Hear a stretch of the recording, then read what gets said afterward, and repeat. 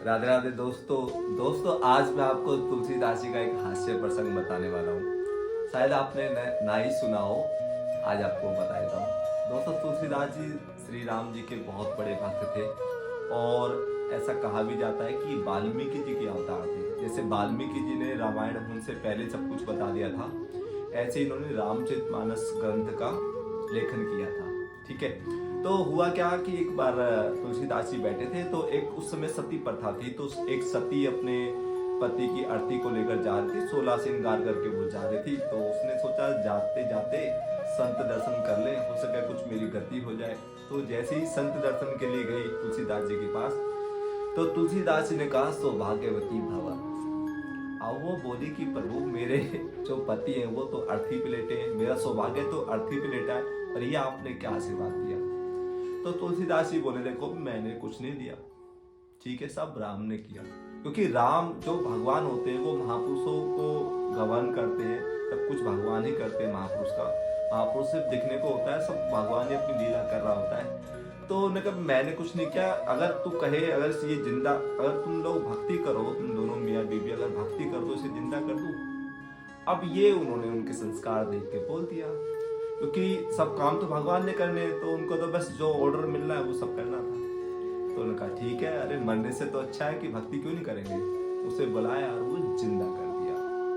वो जैसे जिंदा हुआ तो ये नगर में बहुत तेजी से बात फैल गई, यार तुलसीदास जी तो बड़े चमत्कारी आदमी है, वो तो मरे हुए मुर्दे को भी जिंदा कर देते हैं। अब ये बात फैलते फैलते उस समय मुस्लिम राज्य था, तो एक यमन राजा था, मुस्लिम राजा, उसने कहा भाई ये तो चमत्कार हम भी देखना चाहते हैं, अगर ऐसा चमत्कारी आदमी है तो उन्होंने उनके पास निमंत्रण भेजा कि हमारे पास आइए, कुछ चमत्कार दिखाइए। तो सब जो उनके अनुयायी थे उन्होंने कहा कि आप उधर मत जाना, वो दुष्ट राजा है और आपको वहां जाना सही नहीं है। उन्होंने कहा अरे मेरे लिए कोई दुष्ट नहीं है, सब मेरे लिए अच्छे हैं, उसमें भी मेरा राम वास करता है, मैं जाऊंगा। तो तुलसीदास जी वहां जाते हैं, तो उनसे वो मुस्लिम राजा ने कहा कि भाई हमें कोई चमत्कार दिखाइए, हमने सुना बहुत चमत्कारी आदमी।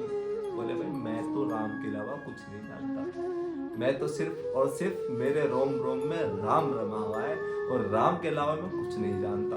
बोले मुझसे ज्यादा आप ये अनर्गल बात मत कीजिए, मुझे आपको चमत्कार दिखाना होगा।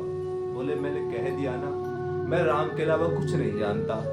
बोले डाल दो इसे जेल में, और वो जेल में डाल दी इसी बात पे। अब तुलसीदास जी जो मैंने बताया कि वाल्मीकि जी के अवतार थे, तो उनके यहाँ पे उनकी कथा में, तुलसी जी की जो राम कथा में हनुमान जी आते थे भेष बदलकर।